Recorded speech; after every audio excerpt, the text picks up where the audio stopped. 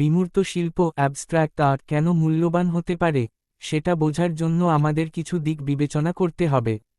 শিল্পের সৌন্দর্য, মনস্তত্ত্ব, ইতিহাস ও বাজার মূল্য সবই এতে ভূমিকা রাখে।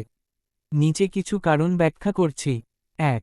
ভাব প্রকাশের নতুন মাধ্যম। বিমূর্ত শিল্প বাস্তব জগতের কোনো নির্দিষ্ট বস্তু বা দৃশ্য নয়, বরং রং, আকৃতি, রেখা ও গঠন দিয়ে একটি অনুভূতি বা চিন্তা প্রকাশ করে।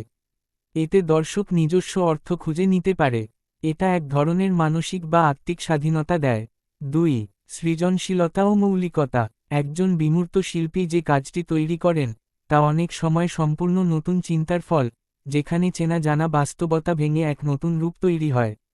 এই মৌলিকতাই একে মূল্যবান করে তোলে। ৩.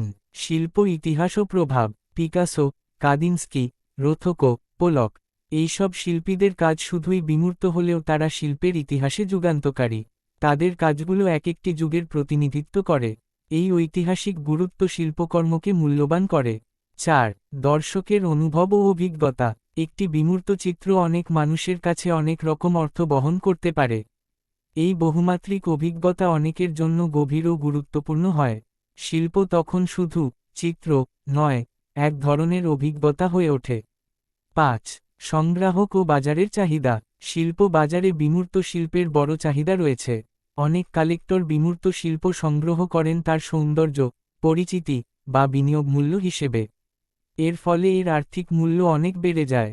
সংক্ষেপে বললে, বিমূর্ত শিল্প মূল্যবান হয় কারণ এটি অনুভূতি ও ভাব প্রকাশ করে অনন্য এক উপায়ে, যা ব্যক্তিগত অভিজ্ঞতার ভিত্তিতে নানা অর্থ বহন করতে পারে। এতে রয়েছে সৃজনশীলতা, ইতিহাস, সাংস্কৃতিক প্রভাব এবং অর্থনৈতিক মূল্য। এই সব একত্রে একে মূল্যবান করে তোলে।